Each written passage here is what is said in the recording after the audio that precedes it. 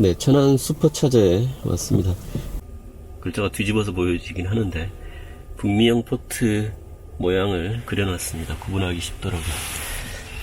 북미형 포트에 대해서 좀 궁금하신 분들이 계실 것 같아서 설명을 좀 드리면요. 원래 테슬라 전기차는 크게 두 가지 충전 포트를 제공하고 있었습니다. 원래 오리지널 포트는 테슬라의 독자적인 포트이고요. 그러나 유럽이나 아시아권에 차량을 판매하면서 충전기 호환성을 좀 더 높이기 위해서 AC3상 충전 모양과 똑같은 형태의 충전 포트를 장착한 차량을 판매하기 시작했습니다. 그래서 크게 북미형 포트 그리고 유럽형 포트 이렇게 두 가지로 나누어 볼 수가 있는데요. 테슬라의 독자적인 오리지널 포트는 북미형 포트라고 할 수 있습니다. 근데 우리나라도 초반에는 유럽형 포트로 차량이 들어왔어요. 그런데 올해 이제 지금 들어오고 있는 차량들은 모두 북미형 포트로 바뀌었습니다. 물론 예전에 유럽형 포트로 들어왔던 차량, 이벤토리 재고 차량을 구입하신다거나 하는 경우에는 유럽형 차량이 있을 수도 있지만 새롭게 커스텀 오더를 통해서 주문하시는 차량은 모두 북미형 차량이라고 볼 수 있습니다. 그렇게 되면 이제 충전기와의 호환성 문제가 생기게 되는데요. 충전기 호환성 문제를 해결하기 위해서 테슬라에서는 슈퍼차저 그리고 데스티네이션 차저의 일정 비율의 충전기를 북미형 포트로 교체하고 있습니다.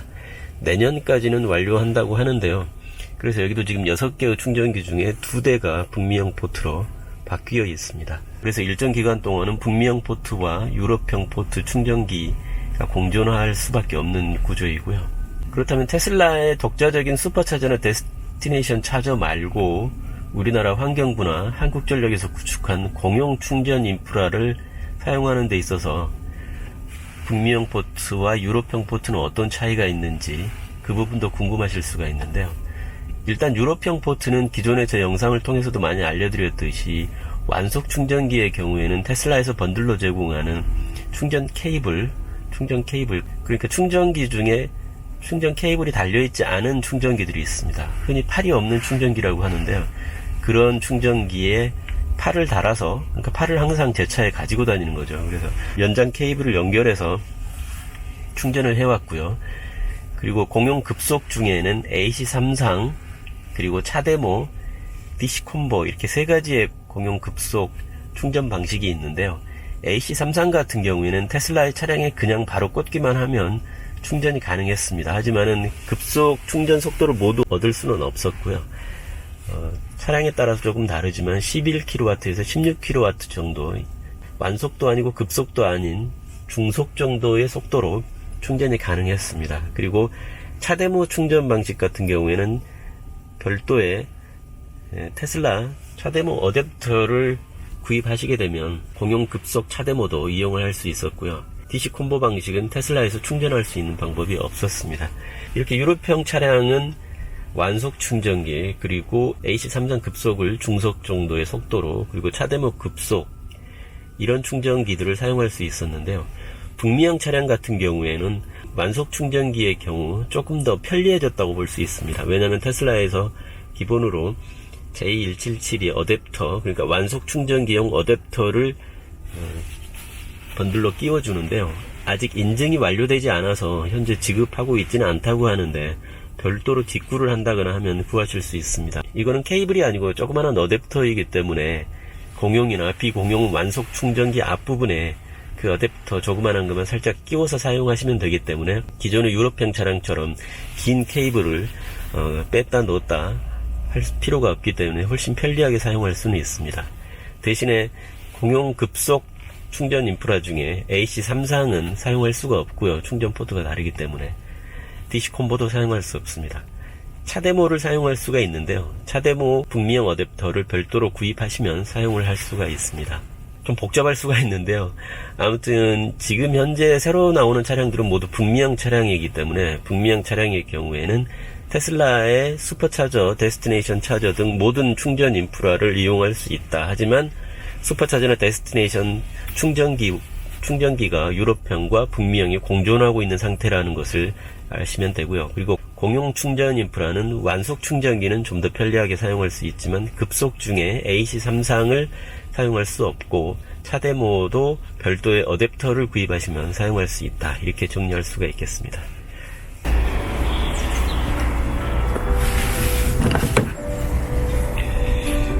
네, 북미형 충전 케이블은 아주 조그맣고 예쁘고 귀엽게 생겼는데요. 보시다시피 유로편과 한번 비교를 해보시겠습니다.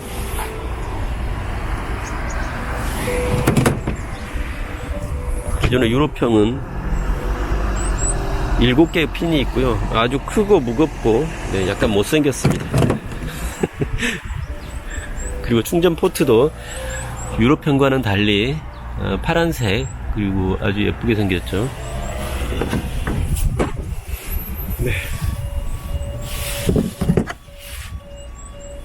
네, 충전 포트에 꽂을 때도 아주 간단하게 힘들이지 않고 훨씬 쉽게 체결이 가능하네요.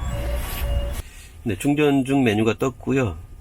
지금 충전 속도는 계속해서 올라가고 있는 중입니다.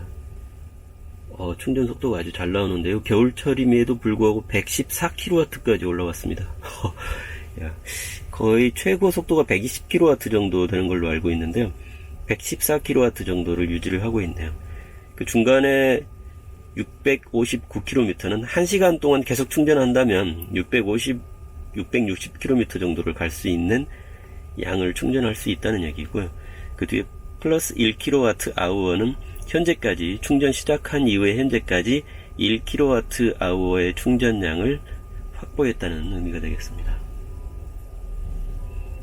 지금 100%까지 채우는데 1시간 20분이라고 나오는데요. 잘 아시다시피 배터리 보호를 위해서 충전 속도는 약 한 70%가 넘어가게 되면 약간씩 줄어들게 되어 있습니다. 그리고 80, 90%가 넘어가면 정말 줄어들게 되고요. 90%가 넘어가면 완속 충전기보다 더 느린 속도로 충전이 됩니다. 그래서 100%까지 충전을 하게 되면 시간이 상당히 많이 걸리고요. 저는 지금 100%까지 굳이 할 필요가 없기 때문에 70kW까지만 한번 충전하는 걸로 설정을 해 보겠습니다. 70kW까지만 충전하는 걸로 바꿨더니 40분 정도면 충전이 완료된다고 나오네요. 네, 지금 아파트 주차장인데요. 왼쪽 차와는 상당히 근접해 있습니다. 지금 창문을 한번 열어보면요.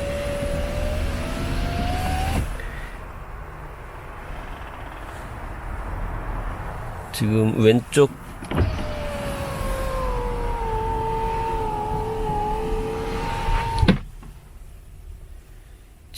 차와는 상당히 근접하게 주차를 했고요. 거의 한 30cm 정도밖에 차이가 안 날 것 같습니다. 그리고 오른쪽 차와는 꽤 거리를 두고 지금 주차를 했는데요. 보시다시피 왼쪽 펠커닝 도어 쪽에 장애물이 감지되었습니다. 이렇게 빨간색 표시가 나오고 오른쪽은 흰색으로 오른쪽에도 장애물이 있긴 하지만 꽤 멀리 있다는 표시가 이렇게 되는 것 같습니다. 그래서 이런 경우에는 왼쪽 펠커닝 도어는 이렇게 경고음이 나면서 열리지가 않더라고요. 오른쪽은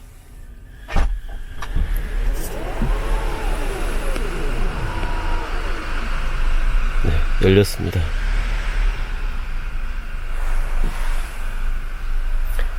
그렇지만 완전히 열리진 않았고요. 노란색으로 위쪽 천정이 높지가 않기 때문에 완전히 열리진 않고 반만 열렸습니다. 여기서 아마 한 번 더 누르면 끝까지 열리는 것 같더라고요. 지금 위쪽과 위쪽 천정과 거의 닿을 둥 말 둥인 상황이기 때문에 빨간색 혹은 하얀색으로 지금 장애물 경고가 뜨고 있는데요.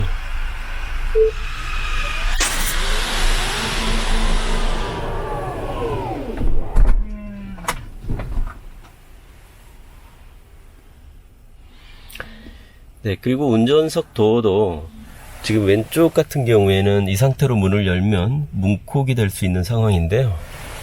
한번 열어보도록 하겠습니다. 네, 살짝만 열리다가 마는 걸 볼 수 있는데요. 다시 닫았다가 열어보겠습니다. 네, 왼쪽 차와 닿지 않도록 아주 살짝만 열리는 것을 볼 수가 있습니다. 그러면은 오른쪽은 좀 거리가 있는데요. 오른쪽을 한번 열어보겠습니다. 오른쪽은 사람이 탈 수 있을 정도로 꽤 넓게 열리는 것을 볼 수 있습니다. 오른쪽 차와 부딪히지 않을 정도만, 그 정도만 열리는 것을 볼 수가 있습니다. 얼마나 좁은 공간에서까지 도어가 열리는지 한번 테스트를 해보겠습니다. 제가 지금 옆 차와 아주 가깝게 서먼으로 주차를 했는데요. 지금 차와 차 사이의 거리가 20cm, 네, 20cm 정도, 곳에 따라서는 20cm도 안 되는 곳도 있고요. 아주 가깝게 붙어 있습니다. 네, 경고음이 나면서 펠컨 윙도 열리지 않고요. 그리고 운전석 문, 네, 열리긴 열리는데 문콕이 안 될 정도, 그 정도만 살짝 열리고만 해요. 네, 다시 닫겠습니다. 네, 이번에는 제가 옆차와 간격을 약간 더 떼봤습니다. 약 37cm 정도, 37, 38cm 정도 차이가.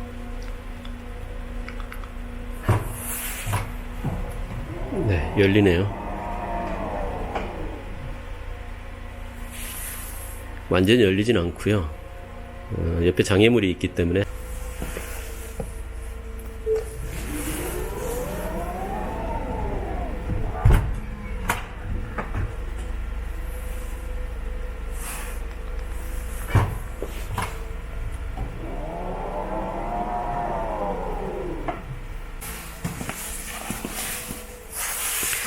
계속해서 더 열 수 있도록 열림 버튼을 한번 더 눌러 보겠습니다.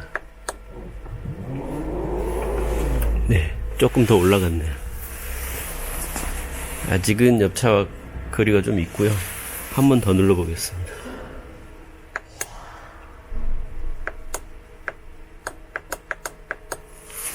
네, 이 정도면 뭐 사람이 충분히 내릴 수 있는 공간은 되는데요. 완전히 열리지는 않습니다. 지금 위쪽에도 장애물이, 형광등 장애물이 있기 때문에 그런 것 같습니다. 어쨌든 이런 좁은 공간에서도 사람이 타고 내릴 수 있을 정도로 열리기는 한다는 것을 알 수 있네요. 자, 이쪽에는 장애물이 없는데요. 한번 열어보겠습니다.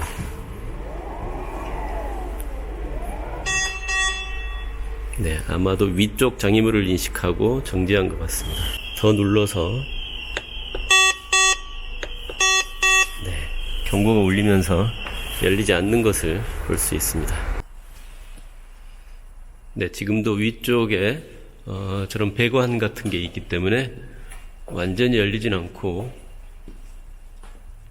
트렁크 그리고 양쪽 펠컨 윙도 딱 닿지 않을 정도까지만 열리는 것을 볼 수가 있네요. 네, 그리고 모델 X와 S의 차이점 중에 하나가 이 비상등, 그러니까 깜빡이 등이 노란색이에요. 모델 S는 아시다시피 빨간색이어서 이게 불만이신 분들이 꽤 계신데요. 모델 S도 좀 노란색으로 해줬으면 좋을 것 같은데 모델 X만 노란색입니다. 네, 후진등이 켜졌는데 오른쪽 왼쪽 두 개의 후진등이 켜졌습니다. 아시다시피 모델 S는 이쪽 오른쪽만 후진등이고 왼쪽은 안개등이라고 하잖아요. 그래서 처음에 모델 S 출고받으신 분들이 가장 많이 하시는 질문 중에 하나가 후진등이 고장났어요, 한쪽밖에 안 들어와요, 이렇게 말씀하시는 분들이 많으신데, 모델 S는 원래 오른쪽 후진등 하나만 들어옵니다. 왼쪽은 안개등이고요. 그런데 또 모델 X는 네, 우리나라 일반 차량과 마찬가지로 후진등도 두 개가 다 들어오네요. 이런 점이 S와 X의 차이점 중에 또 하나가 되겠습니다. 네, 다음은 모델 X의 시트 앉았을 때 느낌에 대해서 설명을 좀 드리겠습니다. 일단 운전석에서 보는 시야는 모델 S와 너무 똑같습니다. 네, 완전히 똑같은 차고요. 대신 시선이 많이 높아졌다는 그 차이밖에 없는 것 같습니다. 그 다음에 이제 위로 올리게 되면 잘 아시다시피 워낙 전면 윈드실드가 광활하기 때문에 이 부분은 모델 X만의 엄청나게 큰 장점이 될 것 같고요. 제가 예전 영상에서도 한번 말씀드렸지만 오토파일럿을 할 때 이렇게 무릎으로 스티어링 휠을 토크를 주면서 좀 편하게 운전할 수 있다는 말씀을 드렸는데요. 모델 X는 보시다시피 닿지가 않습니다. 워낙 차가 높은 차이기 때문에 이만큼 더 편하게 앉을 수 있다는 얘기가 되고요. 그리고 모델 S 같은 경우에는 보통 이 무릎 쪽 여기가 좀 공간이 뜨게 되는데요. 모델 X는 워낙 시트를 높이 올릴 수가 있기 때문에 전혀 뜨지 않고 편안하게 앉을 수 있는 것 같습니다. 그리고 시트 포지션이 이렇게 높음에도 불구하고 제가 지금 허리를 펴고 똑바로 앉았는데요. 손바닥 하나 정도 여유가 더 있는 것을 보실 수 있습니다. 제가 키가 좀 작은 편이긴 하지만 키가 크신 분들도 충분히 여유가 있을 것 같습니다. 이 상태에서 2열 시트에 앉아봤습니다.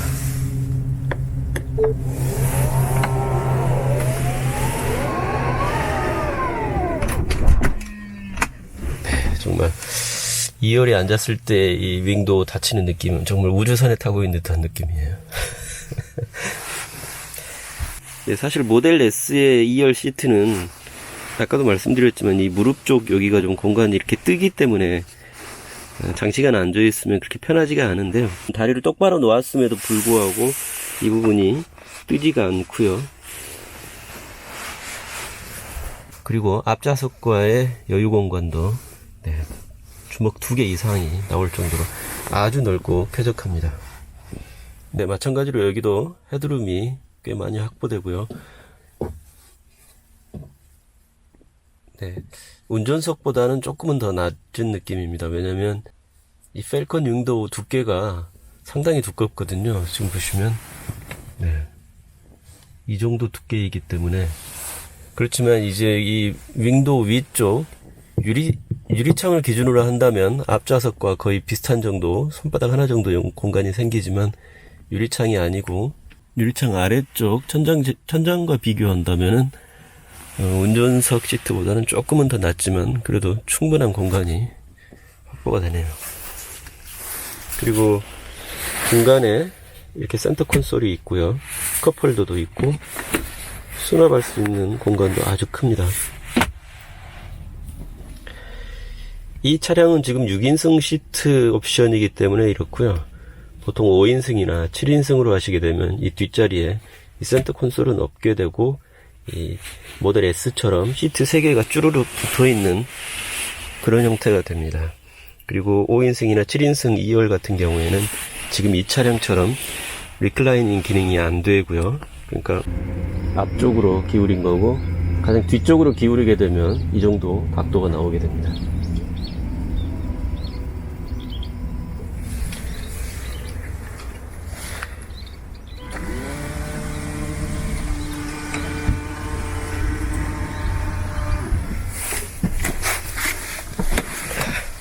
자, 이렇게 하고 제가 3열에 탑승했습니다.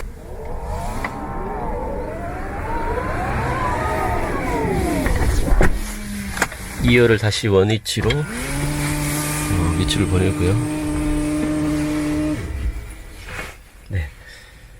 2열을 가장 뒤쪽으로 밀게 되면 사실 성인이 앉기엔 좀 좁네요. 무릎이 저 같은 경우 거의 닿게 되고요.